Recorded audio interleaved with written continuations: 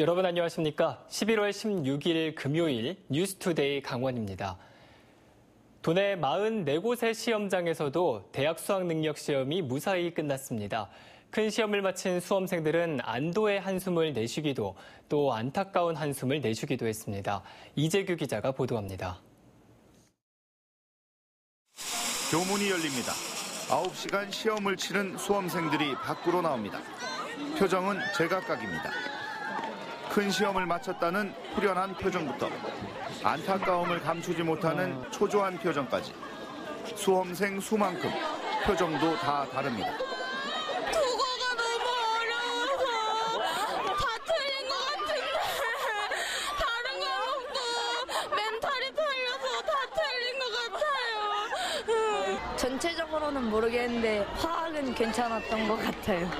올해 도내 수능시험 응시자는 14,000여 명, 지난해보다 200여 명 줄었습니다. 하지만 결시율은 지난해보다 올랐습니다. 4교시 한국사 시험을 치지 않은 응시생이 1,800여 명으로 결시율이 12%를 넘어 지난해보다 0.7%포인트 이상 올랐습니다. 시험 난이도는 지난해와 전체적으로 비슷했지만 영어 영역이 다소 어려웠다는 분석이 나왔습니다. 수능 시험은 끝났지만 대학 입시까지는 아직 넘어야 할 산이 많습니다. 당장 이번 주말부터 대학별 수시 모집 논술 시험과 학생부 종합전형 면접이 시작됩니다. 수능 성적이 발표되기 전까지 학생 스스로 본인들이 준비하고 있는 전형에 맞게 논술 기출 문제를 좀 해결할 필요도 있을 것 같고요. 입시 전문가들은 가채점 결과 수시 모집 수능 최저 기준을 맞출 수 있다면 대학별 수시 전형에 집중하는 것이 좋다고 말합니다.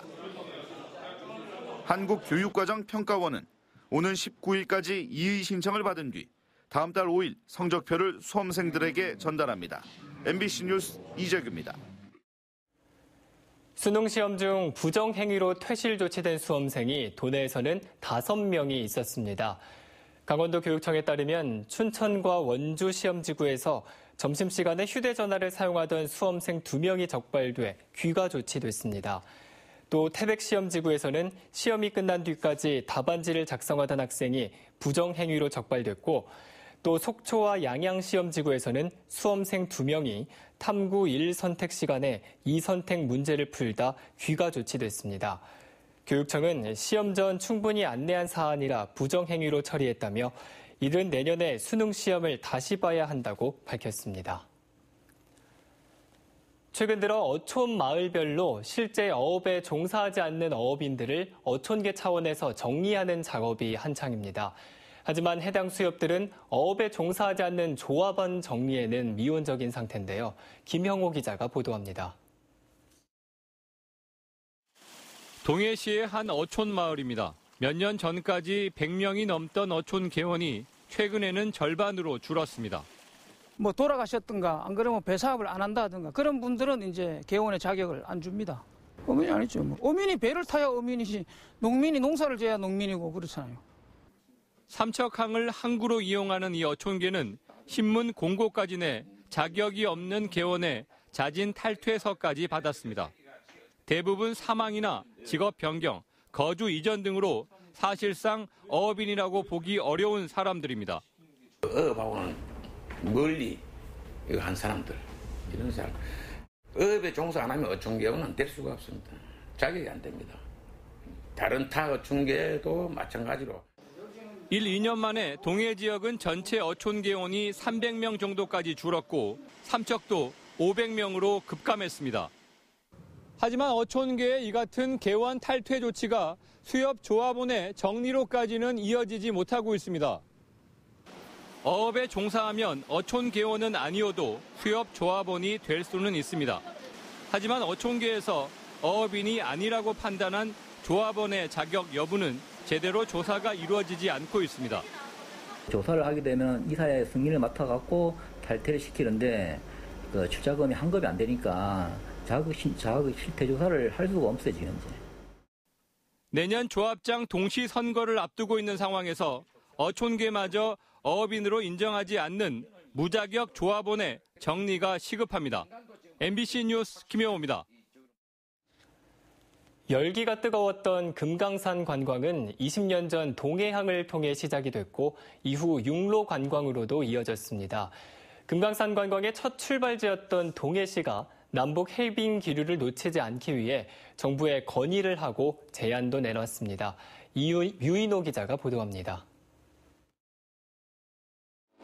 금강산 관광선이 뜨거운 환송을 받으면서 동해항을 출항합니다.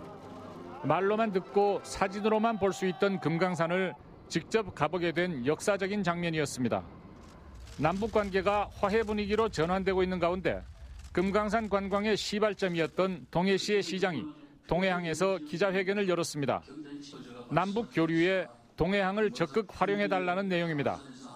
경제자유구역과 자유무역지역, 산업단지, 콜드체인 공장 등의 여건을 들면서 동해항을 남북 경협항만으로 지정해달라고 요구했습니다. 특히 중국 도문과 북한 청진항 사이에 철도가 연결돼 있다며 동해항까지 이어지는 경제협력 통로 개설을 제안했습니다. 중국 도문에서 북한 청진 간의 철로를 이용한 물류 수송을 하면은 중국과 러시아 대륙과의 북방 교역이 획기적으로 활발해질 것으로 생각을 하고 있습니다. 동해항이 활발한 역할을 할 수 있도록 부두 건설에 정부가 직접 나서달라는 건의도 했습니다. 우선 4호번 선석을 지금 시당 건설하고 있는 4호번 선석을 민자 선석으로 되어 있는데 이것을 재정사업으로 좀 투입을 해서 조기에 완공을 시켜 주십사는 것을 지속적으로 건의를 하고 있습니다. 유엔의 제재가 풀릴 것에 대비한 국내 항만 도시들의 대북 경협 선점 경쟁이 일찌감치 시작되는 분위기입니다. MBC 뉴스 유인호입니다. 원주시가 수도권 인접 지역에 묶이면서 기업 유치에 애를 먹고 있는데요. 정부가 원주를 국가혁신 융복합단지로 지정 고시하면서 새로운 돌파구가 마련됐습니다. 보도에 조성식 기자입니다. 지난 5월 착공한 원주 불온 일반 산업단지입니다. 산업용지 36만 제곱미터에 대해 사전 분양을 실시했지만 분양률이 저조해 결국 시공사가 돈을 들여 공사를 시작했습니다. 원주 기업도시는 75% 이상 분양을 마쳤지만 정작 이주한 기업은 절반에 불과해 지금도 빈 땅이 허다합니다. 이처럼 기업 유치가 지지부진한 상황에서 정부가 내놓은 균형발전 정책에 원주가 포함되면서 새로운 국면을 맞게 됐습니다. 원주 혁신도시를 거점으로 반경 20km 내에 있는 15곳의 산업단지가 국가혁신 융복합단지로 지정 고시됐습니다. 이로써 원주가 수도권 인접지역에서 지원 우대지역으로 바뀌게 된 것인데 수도권 기업에 대한 지원 규모에 큰 차이가 생겼습니다. 기존의 부지 매입비의 9%를 지원하던 것이 40%로 상향 조정되고 설비 투자 금액 지원도 11%에서 24%로 오릅니다. 보조금에 대한 국비 부담 비율도 45%에서 75%로 확대됩니다. 산업용지의 분양가 인하 효과와 더불어 원주시 재정 부담도 덜 수 있게 된 것입니다. 이번 조치로 인해서 수도권 기업이 이전하는데 웬만한 지역, 원주시의 대부분 지역에서 그 보조금을 지원할 수 있는 혜택이 열렸기 때문에 기업 유치에 크게 탄력을 받을 것으로 기대하고 있습니다. 올해 원주 지역으로 이전한 수도권 기업은 단 한 곳도 없습니다. 수도권 규제 완화와 경기 침체 등의 악재 속에 새로운 지원책 마련이 어떤 변화를 가져올지 주목됩니다. MBC 뉴스 조성식입니다. 도내 초중고등학교에 대한 감사 결과 공개가 다음 달 중순쯤으로 한 달 늦춰질 전망입니다. 강원도교육청은 당초 오늘 공개하려던 초중고등학교 감사 결과 공개를 다음 달 중순으로 한 달가량 늦춘다고 밝혔습니다. 교육청은 공개할 분량이 방대하고 감사 처분을 이행했는지 여부를 확인하는데 시간이 걸리기 때문이라고 해명했습니다. 그동안 비실명으로 공개됐던 감사 결과는 학교 실명이 적힌 형태로 도교육청과 지역교육지원청 홈페이지에 공개됐지만 특정 학교를 검색하기는 쉽지 않은 상태입니다. 동해안 최북단 통일전망대에 높이 34m의 전망타워가 신축돼 관광객들이 북한 지역을 더 자세히 관찰할 수 있게 됩니다. 고성군에 따르면 기존 통일전망대 옆에 새로 지은 통일전망타워는 높이 34m의 지상 3층 규모로 판매시설과 카페, 교육장, 전망대로 사용될 예정입니다. 전망타워가 다음 달 중순 문을 열면 북한 지역을 더욱 자세히 조망할 수 있으며 접경 지역 관광지 활성화에도 도움이 될 것으로 기대되고 있습니다. 한편 기존의 통일 전망대는 북한 음식 전문점으로 사용될 예정입니다. 올해 도내에서 54건의 벌목 사고가 나 3명이 숨지고 51명이 다쳤습니다. 지난 9월 평창군 봉평면에서 58살 김모 씨가 벌목 작업을 하다 나무에 맞아 숨졌고 이번 달 1일에도 횡성군 우천면에서 52살 위모 씨가 벌목 작업을 하다 엔진톱에 발을 다쳤습니다. 강원도 소방본부는 최근 3년간 벌목 사고를 분석한 결과 전체 벌목 사고의 60% 이상이 건조기인 겨울부터 봄 사이에 집중됐다며 각별한 주의를 당부했습니다. 오늘 강원도 지역은 중국 북부지방에 위치한 고기압의 가장자리에 들며 구름 많겠습니다. 오늘 예상 낮 최고 기온은 영동 지역이 13도에서 15도, 영서 지역은 10도에서 14도, 강원 산지는 9도에서 11도 분포로 어제와 비슷하거나 조금 낮겠습니다. 또 강원 산지와 내륙 지역에는 서리가 내리고 얼음이 어는 곳도 있겠으며 안개도 끼겠습니다. 또 동해 중부 먼바다에는 강풍이 불겠습니다. 그럼 자세한 오늘의 날씨와 행사를 안내해드립니다.